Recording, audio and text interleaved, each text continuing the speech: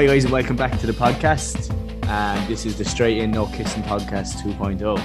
And on the mic we have Eoin Dobbin. Eoin, how are you keeping? Mr. Cassidy, I'm keeping very, very well. Delighted to be doing this again. How are you? Good now. Good. Yeah, delighted. The last one went very well.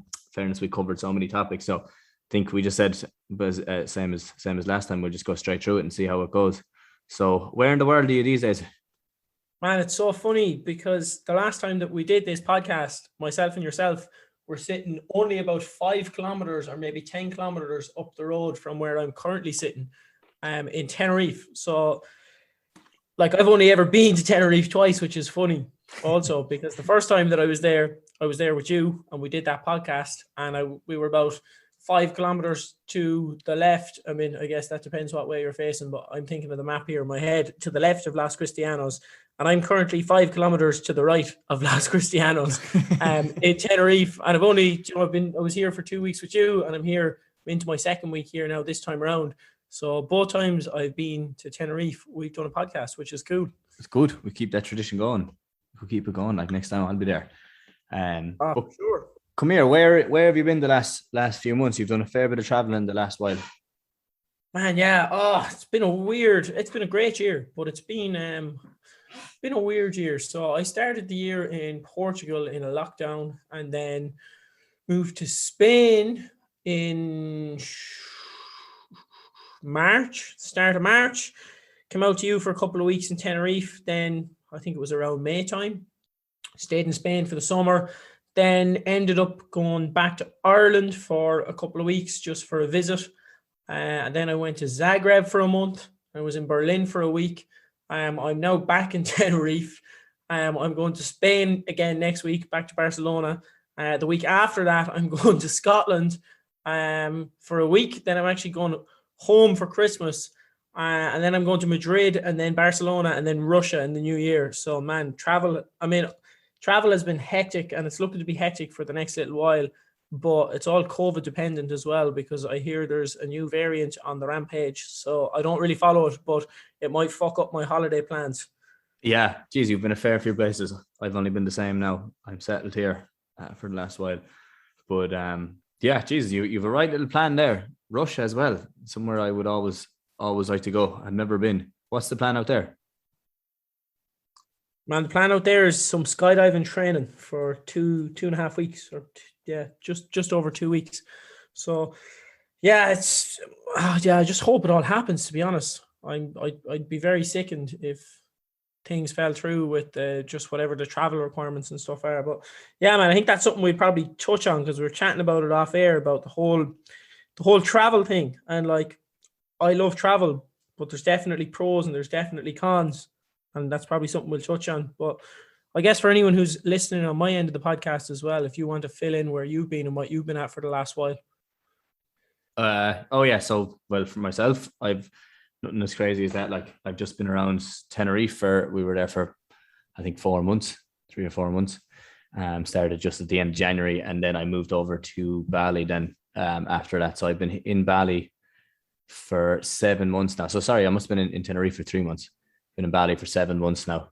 And just set up here. It's kind of the place that I'm going to be set up for the next year, hopefully. I got my new visa the other day, so it's another 6 months. And just working from here at the moment. So it's going well. Really, really enjoy it. Have the kind of lifestyle set up now, a bit of a routine going. Sister's coming over in a couple of weeks. So all is going well out here at the moment. You were saying there, you were actually just talking about the pros and cons of it. And like, I know the feeling about jumping around. I've done it myself to different places. Like, what would you say are, let's say, talk about some of the pros or some of the cons first, I should say, because a lot of people know the pros of it. If you're talking about the cons of traveling, what would you say they are?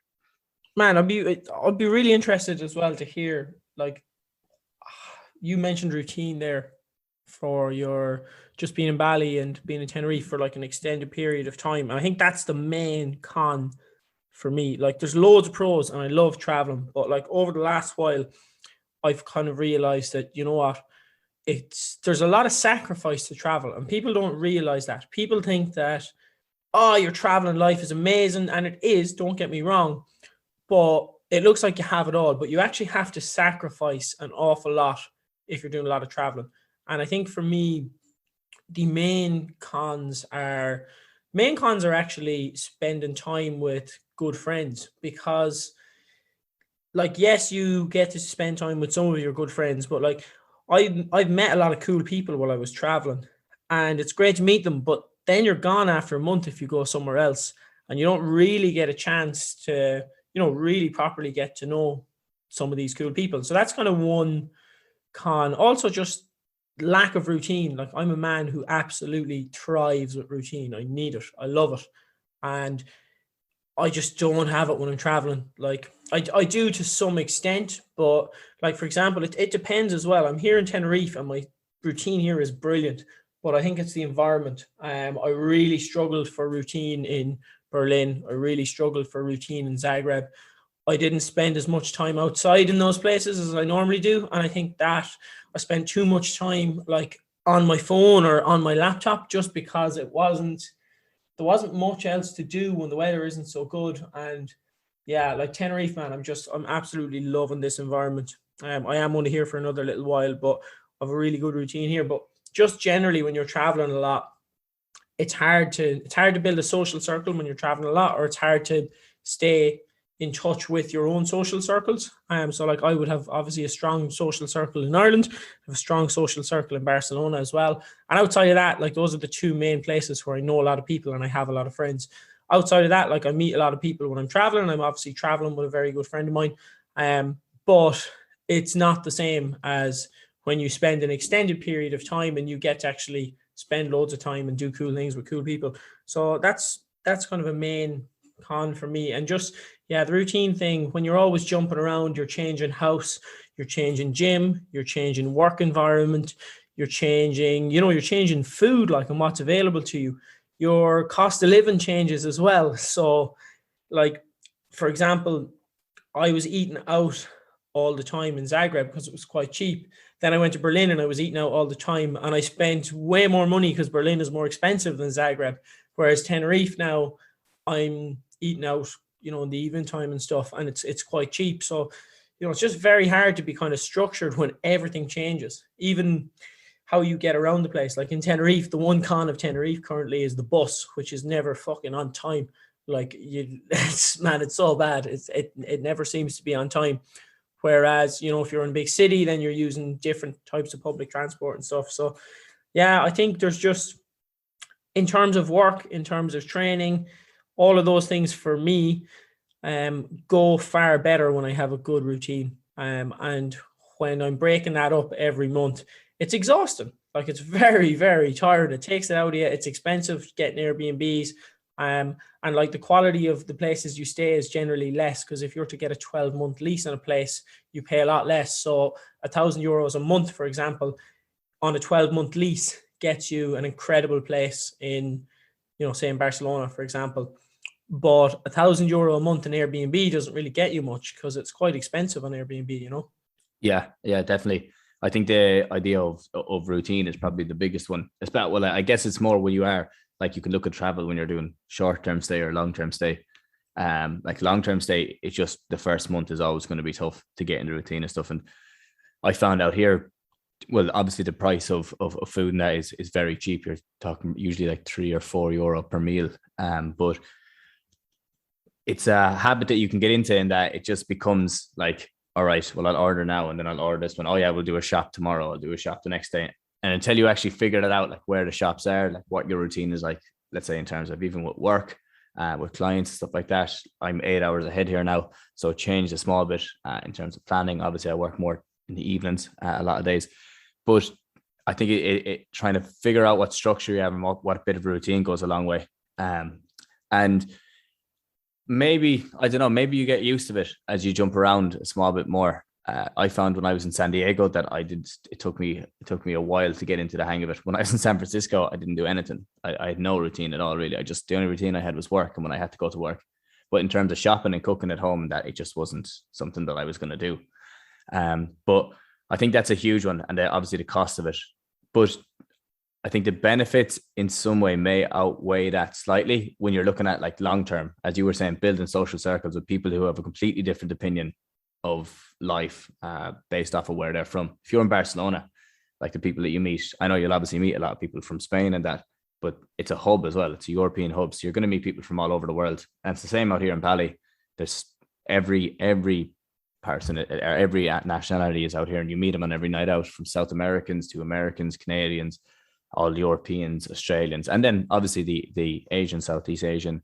And it's a culture, I think, that it was something that I wasn't as aware of, like how, like, even it's a Hindu culture. That's why, like, Indonesia has the highest Muslim population, I think, in the world, one of them.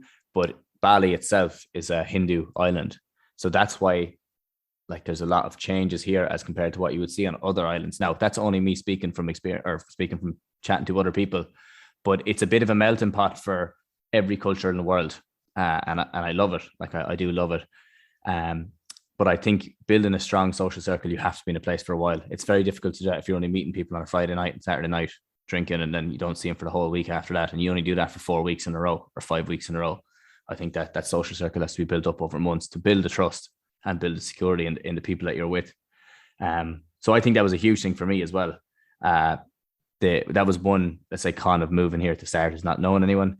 But then as you get into it, you get into the swing of things, it does kind of even out. Once you put yourself out there, there's a lot of people that go traveling and just hang around the house or just go drinking all the time. Like, you know, there's a lot of people that do that as well.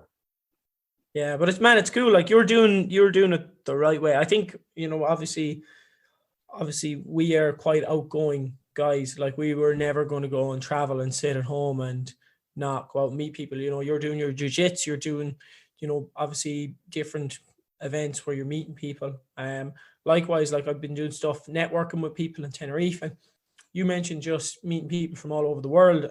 And it's like, we get shown so little of what's actually out there if we just are in our own country.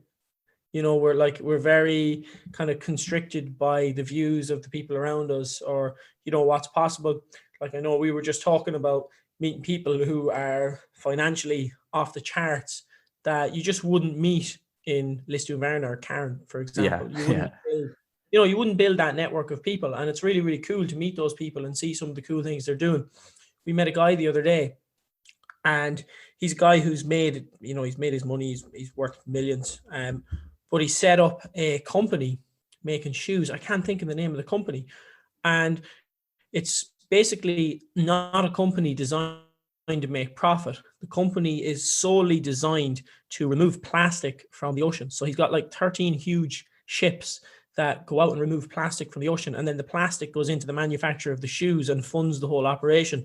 And I think, you know, he said when he started the company that one of the things was like, this company will never make money. It's not about making money. He's made his money, and now he's doing something that he believes is an important thing to do, which I also believe is a very important thing to do. So I just think that's cool. Like, I'd never met somebody who'd been in a position to do that.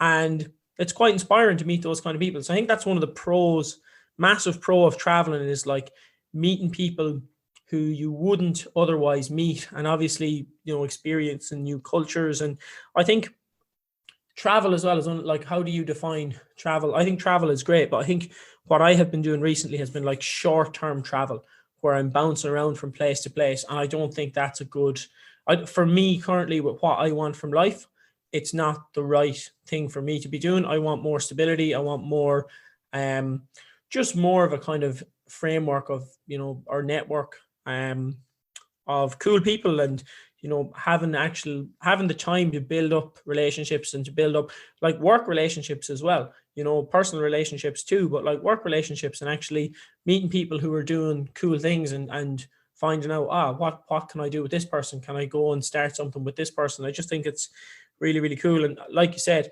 6 months is no time as well. Like, it sounds like a long time, but 6 months flies. And like, you know, myself and yourself have been, you know, very, very close best friends since we were 12. And like, that took a long time to build up to the point where we are now, you know, like, you know, I don't know, maybe 13, whatever it was. It's still like 14 years since I was 13. So that's, you know, it's a long time of knowing somebody inside out and always kind of spending time. And that's like, I don't think you can build a kind of friendship like that in 6 months. But those are the important friendships. Do you know what I mean? And that's what's essentially, if you don't have those kind of people around you, then I find life to be kind of miserable. If I don't have close friends around me. And yeah, like that's the thing. Obviously, with the world we live in now, you're never going to have all your close friends around you because everyone has the opportunity to travel. And not everyone is going to travel to the same place. Everyone is going to go all over the place. But that's another great pro of having the freedom that like myself and yourself can meet up. Like we can arrange and go, right, I'm going to come and travel and meet you somewhere. And it's not like, I have to wait and see if I can get time off work or, do you know what I mean? So that's a great pro of travel as well, that we can just pick a spot in the globe and go, right, let's rock up and meet each other together here, which is, very, very cool too. Yeah, I think as well, what you touched off there when you were saying that, like having that close social circle and having those friends even with for years, one con I think of traveling isolates you away from that at times, in that I can be bad that like, and it's not intentional at all. It's just, I just prioritizing different things at the time, and maybe not prioritizing long-term as opposed to short-term, and that I might not talk to a friend in 3 weeks or a month, like a long time, like, or even 2 months for some people, like even close friends where it might just be I send a snap and that, but actually jumping on a call, like you can send a snap or you can write them on Instagram and stuff like that, but jumping on a call and actually talking to someone and see how they're actually getting on. How's everything going for you? What are your plans? Keeping up good relationships, I think at times, because obviously the time difference, stuff like that, but really there's no excuse for it, can be difficult. And I think that's one con of something that when I look back, I see myself falling in and out of it, and that I'll be very good 1 month and I'll call everyone and I'll just get in the zone to call everyone. And then I might not chat to anyone for 2 months after that. And there's some people that struggle with that as well. Like even my family, let's say, like my mother, my father, sisters and brothers and stuff like that. People that I should call more often and keep updated on what's going on. And they're obviously writing to me and we're texting and stuff like that, keeping in touch. But there's nothing like jumping on a long form call with someone like this podcast, like, or just jumping on something and just chatting through to see how everything's going, and having no problem then if there's a bit of a break in conversation and just sitting there for a couple of seconds, in silence. And then when you come back up on something else, I think you learn, or you get so much more from that. And I think what you learn as well from traveling is that it's very difficult to build that somewhere else in the world at times. So when you come back, you appreciate it so much more. You really do appreciate that much more. The friends that you have around you and the people that are around you at home. But I think you have to get away and get out of that circle to start to realize that a bit more. Do you ever notice that? Or? Man, definitely. Yeah. It's like you nailed it. 100%. So like a few things there. Well, one, it's definitely hard to keep up with everybody, and like I try not to be too hard on myself because I'm also not so good for keeping up with everybody. But the flip side of that is like not everybody is good at keeping up with me either. And I think that's just, if myself and yourself don't talk for 2 months, I just assume that it's a really busy time for both of us. It's infrequent that we go that long chatting. Yeah. But if that comes, it's not like, oh fuck, Robbie hasn't made the effort. Or like if I'm like, oh, Robbie hasn't made the effort to ring me, but I also haven't made the effort to ring Robbie. So do you know what I mean? It's it's not something like that I would ever get hung up on, because I understand that like we have so much communication available to us and we can stay in touch with so many people that in a way 50 years ago, right? Your parents or my parents had probably 3 or 4 close friends max who they phone called or wrote a letter to, or do you know what I mean? Like they didn't have the access to thousands of people, which we have access to today. Do you know what I mean? They didn't have access to like networking events and co-working events and meeting new people all the time. And that's just more people that you're bringing in that, if you get on well with them and you click with them, now you've got more people who you owe some of your time to, or, you want to give some of your time to. And that's amazing. But yeah, it can stretch you at times. So like, even you mentioned with the family there, like I'm really, really bad for ringing. I ring my parents quite frequently, like, but my brothers and sisters, like I'm pretty bad for actually ringing. Now we keep in touch because like we have a family WhatsApp. So, we're always touching base with one another. But like, I definitely could be ringing my brothers and sisters more, but like they're young people as well. They're busy. They're doing their own thing. Like not that family isn't a priority. It's always a priority. But like when you're young and you're doing your own thing, you're not always thinking, oh, I must ring my big brother and see how he's getting on, kind of thing. Yeah, So exactly. and vice versa. I'm not always like, okay, I must get on the phone with my brothers and sisters. I do keep in touch with them a lot. I ring my parents every week. At least one of them, or sometimes both of them. Sometimes they're both on the end of the phone. But yeah, I mean, it's just, man, it's so hard as well to, like, if I try to ring everybody who I care about and who I have a good relationship with every week, it'd be a full-time job. Do you know what I mean? Like there's so many people who I'd love to ring every week, but it's just not realistic to do. So yeah, I agree with that. That can be like, I definitely think you value your family and your friends so much as well when you do see them. Like, you don't realize what you have until you kind of don't have it. And I think like for me, I just really, really love that. Like that's what I love having. I love just being able, I don't like labeling myself as anything, but like I'm very extroverted. Like I really like being around people, even if it's just to work. Like I'd nearly rather go and work in a coffee shop surrounded by people than work on my own. Like even though I'm not talking to anybody, it might have my headphones in, but I just like being around people. And like, I just love being able to pick up the phone. Like if it was myself and yourself and we were both back home, I could pick up the phone and go, "Where you at?" And you'd be like, "Not much." I'd be like, "I'll call over there in 30 minutes," you know. And it's just, doesn't need to be anything. It can just be, "Oh, I'll give you a call and we'll do something," or we'll go for a swim. You know, we'll go down to the pier and we'll go for a swim, or we'll just hang out, like, and do something. And I just feel you don't really have that when you're traveling all the time. You know, you do with whoever you're living with, but it's also nice to get out of the house and to meet other people as well. And I think it's cool to meet other people, but like meeting somebody who I met 2 weeks ago is cool, but it's not a patch on meeting somebody like you who has been a huge part of my life for 14 years. Do you know what I mean? It's completely different. And yeah, like that's, I think, I'm very happy to put down roots in Spain, because I've kind of mentioned this to you before. I don't particularly want to live in Ireland. I just don't. I love, obviously, the fact that my family and friends are in Ireland, but I just don't find Ireland as a country offers me what I want in terms of quality of life. And I feel that, like, for me, Spain, I'd much rather be in Spain as my kind of main base.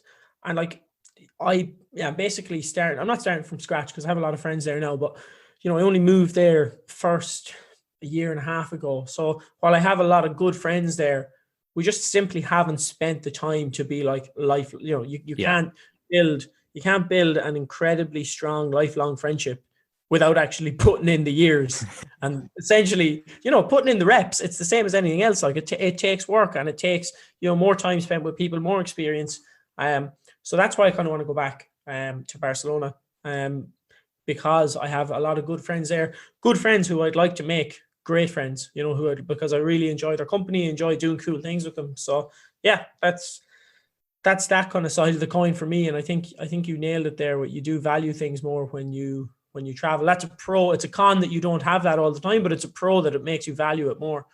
Definitely. Yeah, definitely. And I think what you were saying there about even coming back to Ireland at the moment, for me, it's not a priority at the moment. And I have a couple of reasons. Like, I maybe do see myself moving back there in years to come, but right now I just have the idea that I need to experience different cultures, different types of people, let's say different sides of the world, everything, and just kind of get a better understanding of it. Because I find then when you do, let's say, finally decide to settle down, that even with your kids, you'll have a better grip of the world. You'll have better understanding of how things work. And I guess you won't be bringing them up in one kind of single mind, and I shouldn't say single-minded because I don't mean it that way. I mean, like, bringing them up so that they only have one way to think. And like, because when you are in Ireland, or if you're in America, wherever you are, you learn their culture and you live their way, you know, and everyone around you feeds into that as well. And you pick up on the values that other people have. And there's nothing wrong with that at all. Like, to be honest, it's a great thing. And I do love Ireland for that. It's so good for a lot of the values are right for a lot of people. But I think just experiencing other cultures, you do pick up on things a small bit more. Like just being out here in Asia, one thing I've really picked up a lot more was that idea of balance. It's everywhere, and it could become. I mentioned the Hindu religion earlier on. That's a huge part of it, and I think that living out here has given me a better understanding that you do need to live in balance at times. As you were saying, like if you are a very extroverted person, there is still times that you need to be reserved and sit by yourself and kind of, I suppose, organize your thoughts and organize how you're feeling. And the same thing with everything. Like I've put down a year of living a good life in terms of being out and eating out and all that. And I kind of at this end of the year now, I'm moving more towards just being a bit more like getting things in order for the end of the year, relaxing down. I don't need to, I kind of have my social circles, let's say, built up out here with the people that I know. And I know I'm going to be meeting them at jiu-jitsu or meeting them wherever on nights out or going surfing, stuff like that. But I've really looked into that idea of balance a small bit more and not just always looking for more and just not always looking for change, looking for just kind of settling down a small bit and enjoying what you have, being present. And then in a month's time or 2 months' time, I'm just going to go back to it, like to normal. I'm going to go back, not to normal, but I'm going to go back looking into new things, trying out new things all the time. But I have to say, that's one thing that I learned a lot from living here. What would you say, anything that you picked up on in Spain, Tenerife, or any of those places from living out there? One big difference, one big cultural difference, and I'm not sure what it is. Like, I'm not sure if it's to do with the weather. I'm not sure what it's to do with, like, people in Spain generally care a lot more about living life than they do about their bank account, or than they do about working. Like, it seems to be in Ireland, we're so fucking caught up with have to work, I have to work, I have to do this, I have to do that. Like, in Spain, people don't work as much. Now, they obviously don't make as much money, but they don't seem to care. People are happy to work a little bit less and live a little bit more. And that's why I love Spain. Like, I've been in a position where I've worked too much and I thought that, like, oh, it's all about work and the hustle and all this stuff. And I just made myself miserable doing that. Whereas and it comes back to what you mentioned, balance. I want balance. Like, I will work my socks off for 40 hours a week, but that's it. I'm capped at 40. Like, you know, sometimes I do a little bit more because I want to catch up on something, but generally over a lifetime, I don't want to be working more than I need to. Like, I want to be living more and working less. And I think Spain is a good place to do that. Also, for me, there's a big difference in the alcohol culture as well. So, like, I love having a few drinks, like no more than yourself. But I find when I'm in Ireland, it's different. It's like, it's very hard to go out and not get smashed. Like, it's, you know what I mean? It is hard because it's just a different culture. It's like shutting a pub, like maybe watching football or whatever, and you're there all day smashing drinks. And it's kind of like you're smashing drinks because there isn't a whole lot else to do in the pub, I find. Whereas, like, in Spain, the drinking culture is very different. They still drink a lot, but it's very different. It's like outside having a few beers on the beach. It doesn't seem to be about like, oh, let's just get fucked up. It's like a few beers on the beach, a few beers outside a cafe, like a few beers after a meal with the family. Like, when you walk down the street in Spain, you see like older women having a beer and a joint at 10 a.m. with their coffee, you know, or with their breakfast. And I think it's like such a good definition of balance because they're not like getting smashed.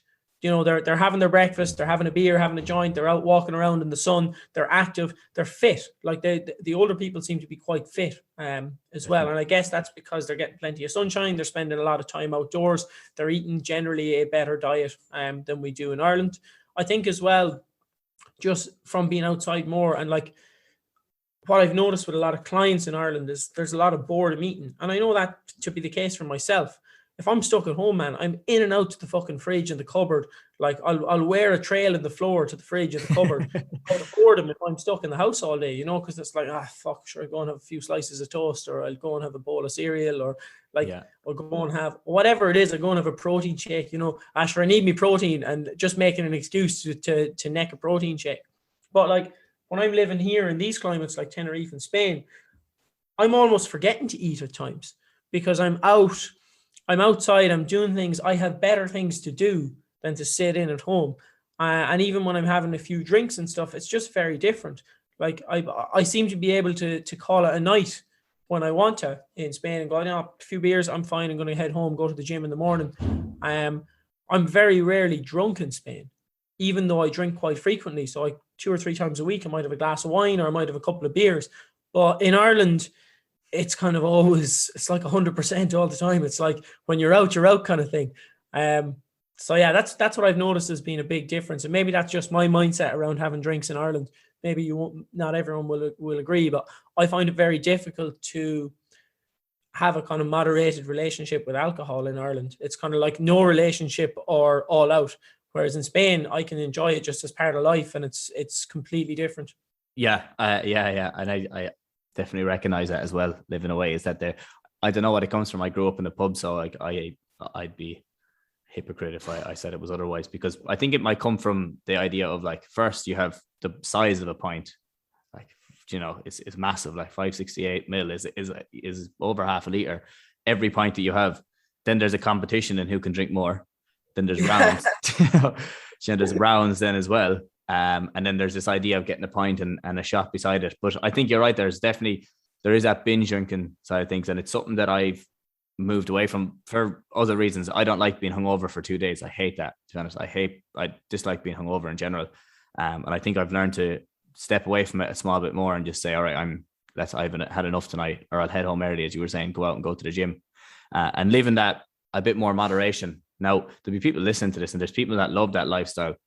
They love going out, they love drinking, they wait for the weekend, and they once Friday night comes, they just go on the tear on the Saturday night to go on the tear. And to be honest, I have no issue with that at all. I think that it's definitely something that is interesting to a lot of young people in Ireland, and it could be the work week, it could be whatever way about it. But I think if you did see, the thing is, like, a lot of other people then will have gone to the likes of Tenerife, and they'll be saying he's living in Tenerife, like that couldn't be any different. And there's obviously a heavy drink culture in Tenerife, but it's the drink culture comes more from the people that are coming in as opposed to the actual people living there. Like, so 100%.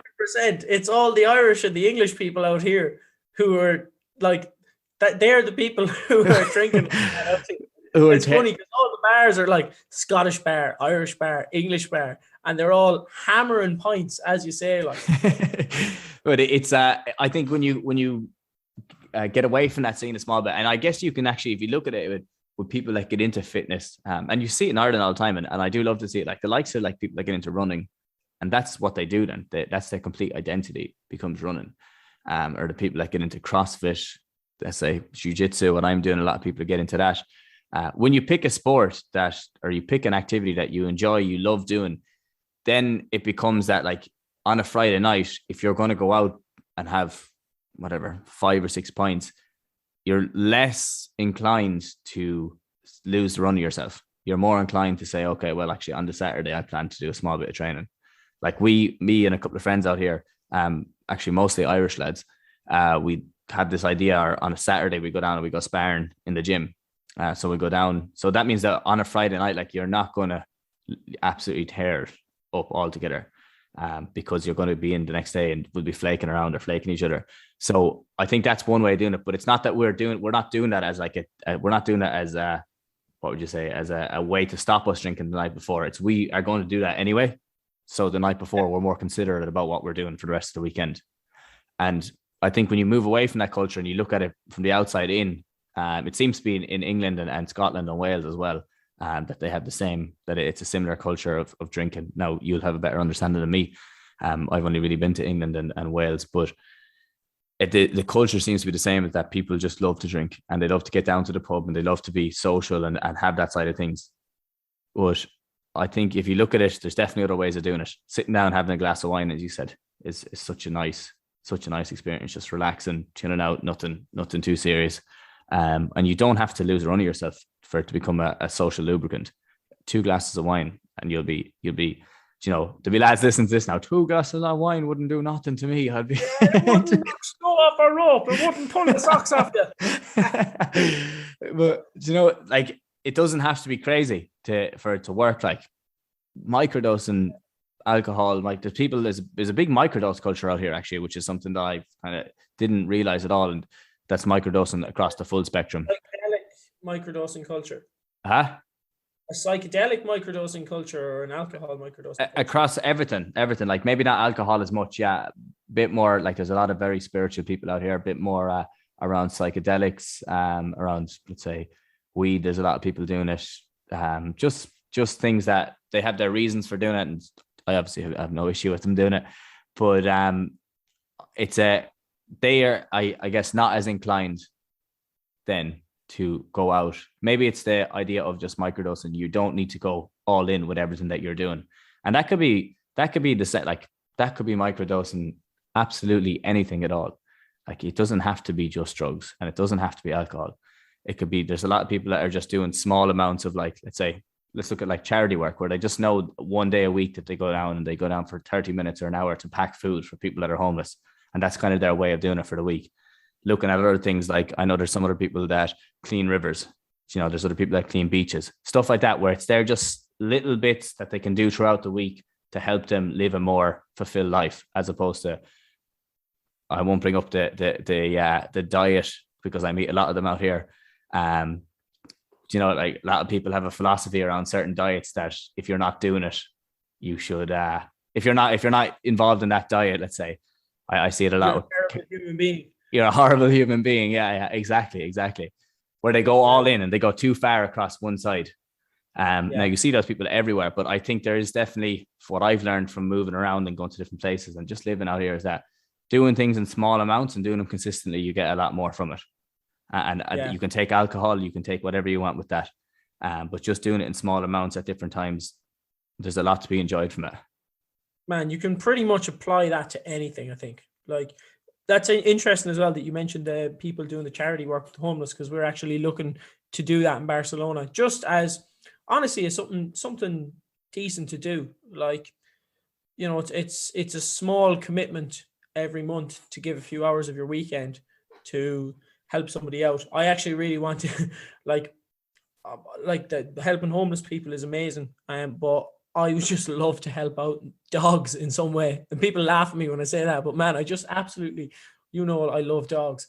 And like, I'd love to be, I've actually been looking, I'd love to find some way that I could be involved in like a dog charity. On a selfish level, so I could hang out with dogs, because I don't have a dog and I have dogs at home, and I'd really love to have a dog. But just, that's another reason that, settling in one place, it also opens up opportunities to have something like a car or a motorbike or a dog. Like, these are all things that I have considered possibly getting in the new year, just because they're things that would improve my quality of life. They would give me more opportunities. You can't have those things when you're traveling around. And it's like, I'm not materialistic. I don't really care about having, a fancy car or any of that, but it would be cool to have a car or a van. So at the weekends I could go and do a camping trip, or, I could have a little bit more freedom, and I wouldn't always be kind of stuck in the city. I don't know how we got here from helping out with the dog charity, but anyway, and having a dog is just something that I always have wanted. And if I'm in one place for an extended period of time and I have a van, for example, that again gives me an opportunity. Okay, I can actually have a dog. And, I would go and get a dog from the pound, and I would rescue a dog just because I believe it's a good thing to do. And yeah, I mean, that's just something that I personally would love to do. But in the meantime, before that happens, I'd love to do some charity work, like working, with abused dogs or whatever it is. Like, I don't really know what the opportunities are, but any kind of animal welfare stuff, I definitely love to do something like that. And I think just doing a little bit of that, I think it's so fulfilling for you. You're doing a good thing. You're helping somebody else, or you're helping an animal or whatever it is, but it's just a good thing for you to do for yourself as well. And I think that's doing something small like that all the time is definitely good to do, because we get very caught up in like, okay, I have to do this for me and me and me and me. And like, that's understandable. We're all trying to make our way in the world. Like, it's not easy. We all have our own things going on, but we can put aside a little bit of time to do something else that's meaningful. So like cleaning the plastic. I know there's like a beach patrol in Barcelona as well, where they like clean the beaches. And again, I go to the beach all the time. I love the beach. why would I not get involved in helping to keep it clean? You know, why would I not give a couple of hours of my time? So that's another thing potentially. But yeah, I think doing stuff like that is great, man. Yeah, what you were saying there as well about like you're doing it for like obviously the greater good, but you're doing it for yourself as well, and it goes two ways, really, doesn't it? And it's something that I talk about a lot with clients. It's something that I talk about a lot on podcasts and on Instagram. That small bit more is this idea of like you have to take care of the physical, obviously your body. You have to exercise. You have to eat right, to drink enough water. You have to take care of the cognitive as well, or your mental. So you have to keep yourself sharp. You need to try learn new skills. You need to be doing different things all the time to try to pick up on, obviously, to keep it sharp. You don't want to be lacking in one of those. Then you have the two other areas of your life that are a small bit more hazy to try figure out. And you have like your emotional and your spiritual side of life. And when I say spiritual, I don't mean I'm not talking about religion specifically. I'm not talking about like, and it's something that I've come to learn out here, that spirituality isn't always related to religion, but it's related to doing something for the greater good, knowing that there's something bigger than you in life. And that's why like prayer, whether it be that if you're praying and you're asking for forgiveness, if you're praying, you're asking for bigger or better things, or to keep your family safe. Prayer obviously connects to religion and that, but you have other things like a gratitude practice, very similar, nearly the exact same. You're just thanking, or you're just happy about how your life has been and how things have come about in your life and how things have worked out. And obviously there's some things that don't work out for you, but if you're not grateful for the things that have worked out, you can go into a state of even like a state of depression at some stages. And I notice it with a lot of my clients who would be struggling with something, like they could have, whether it be shoulder pain or back pain or hip pain, and then they're starting to fall out of habits of like they just won't exercise anymore. Then their diet goes shite. They stop sleeping, and then you start to dig into it a small bit more, and you get a better understanding of it.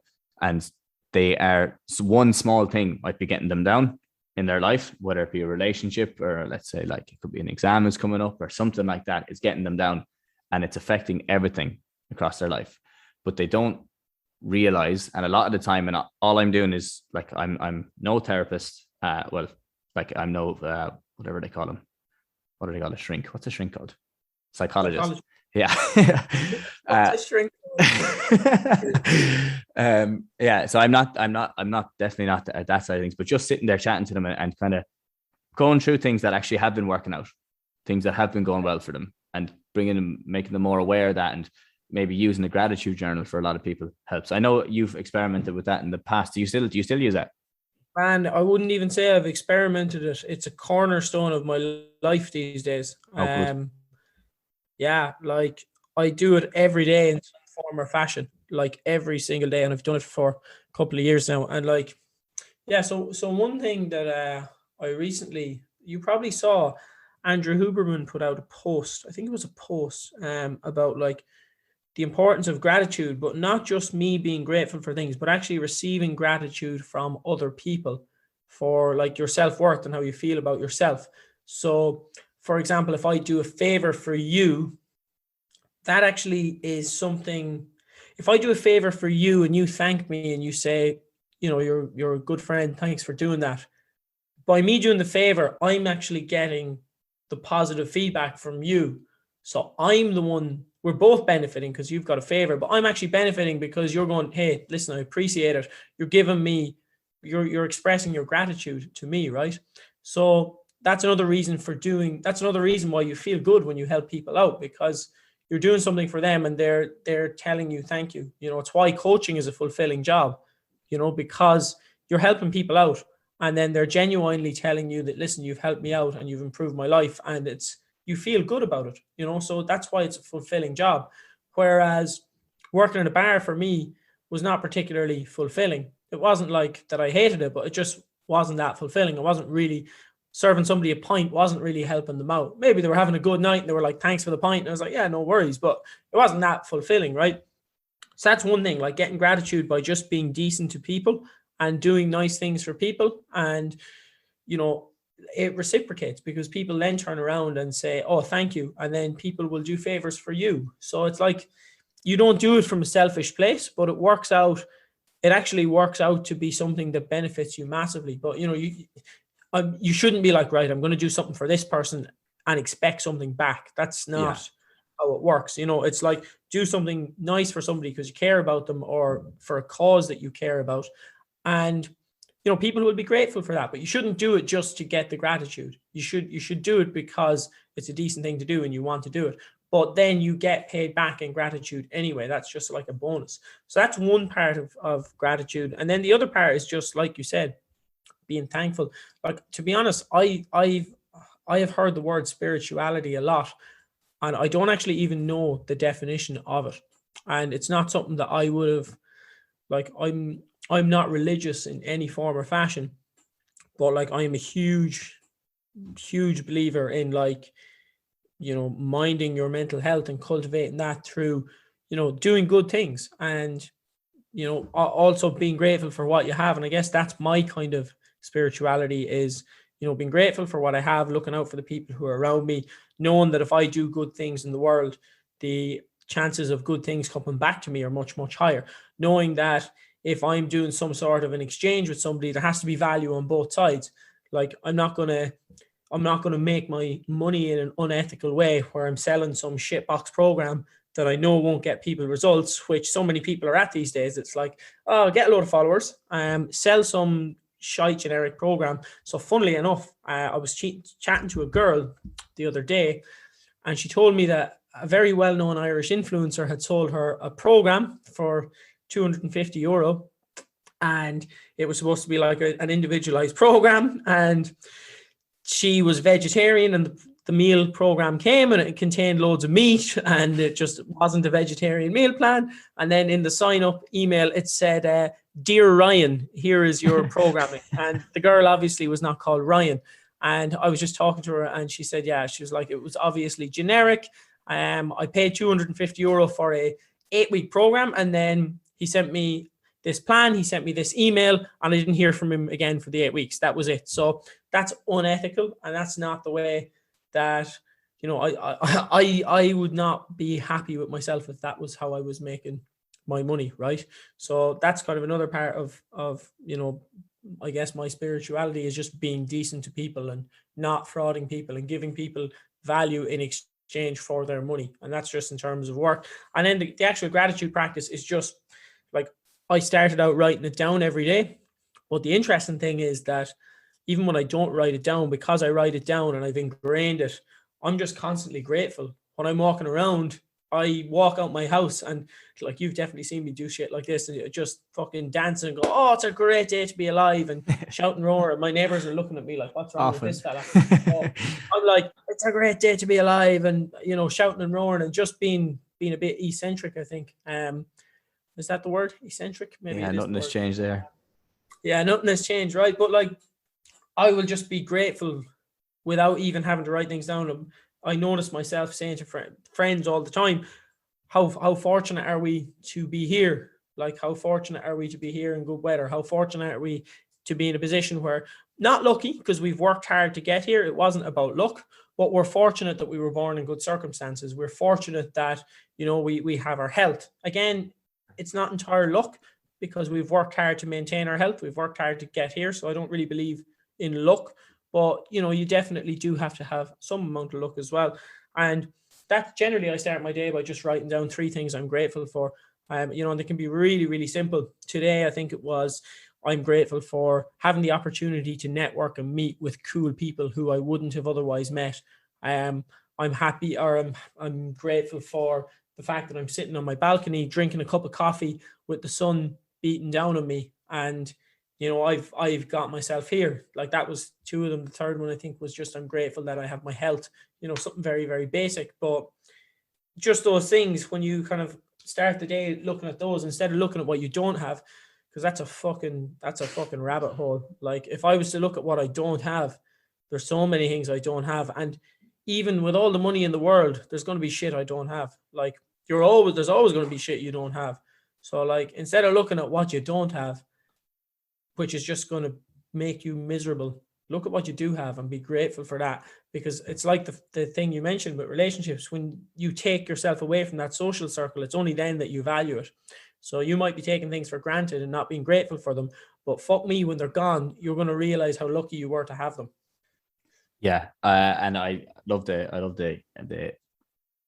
way you how would you say, the way you broke that down, because I think it does give a better insight into why you're doing stuff the way you are doing it. Because really and truly, as you were saying there, the gratitude journal, when I said that, I knew you had done it consistently, but I didn't know you were still keeping it up. It's something that I need to do more. The only reason I don't do it more is just because I don't have a specific gratitude journal, and I'm like, I just say I could do it in any journal. I have loads of journals, like, but for it's just me being lazy and putting a barrier in my way and saying that this is the reason I'm not doing it. Like, but I should definitely take the time out to do it a small bit more. Journaling is something that I'm getting back into and getting back into the swing of things as well. And it's Jesus, some way to clear your head, just to get you to refocus. You have to kind of, it's powerful, is right. Like it's crazy what it can do for you. Once you're consistent with it, but even like once you're consistent with it, obviously you see a lot of benefits, but do it one time. Just anyone that's listening to this podcast should do it today and see how you feel after doing it, because it really clears your head. It kind of sets you, I guess, you're not as like all over the place. You don't have mood swings as much. Not that you'd ever have mood swings, but you're emotionally, you're very stable after it, because you get everything out on paper. You write down what you're grateful for. You're happy with the way things are going. And that could be good or bad journaling, but it does get it out of your head and onto paper, and you start to know what you are actually worrying about and what is really an issue and what's not an issue. And I think it can be difficult to try organize it in your head at times. I think that if you're trying to organize it in your head, like one thing is coming in, and let's say you're worrying about, I don't know, an exam is coming up, and you're worrying about that exam, and as you're thinking about it, oh, what if this goes on? What if this goes wrong? What if this goes wrong? And you think, oh Jesus, actually I have to cook dinner tonight, and then that goes over, and then oh, I haven't done a shop, and then it comes back here again, and you're jumping to one thing to the next, and then it comes, even though you're going from one thing to the next because you're in that mood, it comes back around then at the end. Jesus, like that exam, I need to focus on that exam again. And I think actually writing things down on paper about what you are worrying about, things that you're struggling with, things that you would like to improve on, and things that you're grateful for, is a great way of getting that jumpiness out of your head and making you a lot more, I guess, stable, or making you a lot more present with what's really going on. And I don't mean to, I'm going to jump off here in 5 minutes, but I wanted to, I think you touched on all the right things there. And as you were chatting it, I said I'd look up really quickly because I did a newsletter on it. And spirituality, the definition is a recognition of a feeling or sense or belief that there is something greater than yourself. And I think you can interpret that whatever way you like. You can look at that in the religion side of things, or you can look at it in the side of, as you were talking there, you use the beach every day. Why don't you? What's wrong with going down and picking up like garbage off the beach, or helping out dogs, or fostering a dog, or taking a dog in? That stuff, you understand that, okay, I'm actually affecting the lives of other people here. I'm affecting the life of something else, and getting a better understanding that there's other people living around you. There's other people in this world. And how can you help those it doesn't need to be reciprocal. You don't need to always get it back at times. Doing it makes you feel much better. And that was something that we did a good bit, was actually working with Charities and doing that food packing. We did it a couple of times out here, looking into like orphanages and stuff like that now, because there's obviously a lot of disadvantaged people out here. And it's something that I'm looking into a small bit more at the moment. Once they take me on, COVID situation is a real bollocks at the moment. But yeah, have you anything else then that you would want to kind of leave or want to chat about or anything like that just, I guess, a finishing point? Bro, we could sit here and chat for 4 hours, couldn't we? It'd be so easy. I'd absolutely love to as well, but yeah, we both got shit to do. I think we covered loads of good stuff there. Yeah, I mean, I think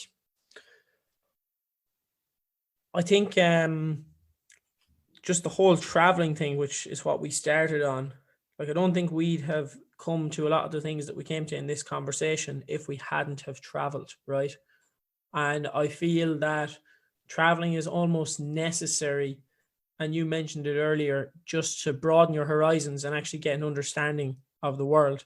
And the fact that we started this whole conversation on travel, and we're both in different corners of the world, and we've both kind of learned a lot of the same things through different mediums, through meeting different people, going to different places. we seem to have, like, our values are very, very much aligned. And I don't think our values would have been so aligned if you had gone and traveled and I had stayed in Lisdoonvarna, for example, right? So I think that all of this stuff that you're learning is a byproduct of experiences. And I think, helping people out along the way, people helping you out along the way, doing good and doing decent things for people. Like, I think traveling just accelerates all of that stuff, because you're not stuck in that little frame, the frame that you view the world in, which you said, like you said, it's not a bad frame. Like, some of the values are great. And we both come from families who have really, really good values and important values, but we both come from families who've traveled as well. We both come from families who have obviously settled in Ireland, but have traveled and have seen the world and are very open-minded people. I think that's super, super important. But I also think that no matter what family you come from, you kind of have to go and see it yourself. Yeah. Like, it's all well and good listening to your parents talking about being open-minded and being good to other people, but you don't actually understand that and actually realize, okay, now I understand, until you go and do it yourself. So yeah, I think I started this conversation by talking about the cons of traveling, but I think that's just because I've traveled a lot and I've got a lot of value out of travel, and now I know what's important to me, and I'm ready to kind of settle down and focus on those important things.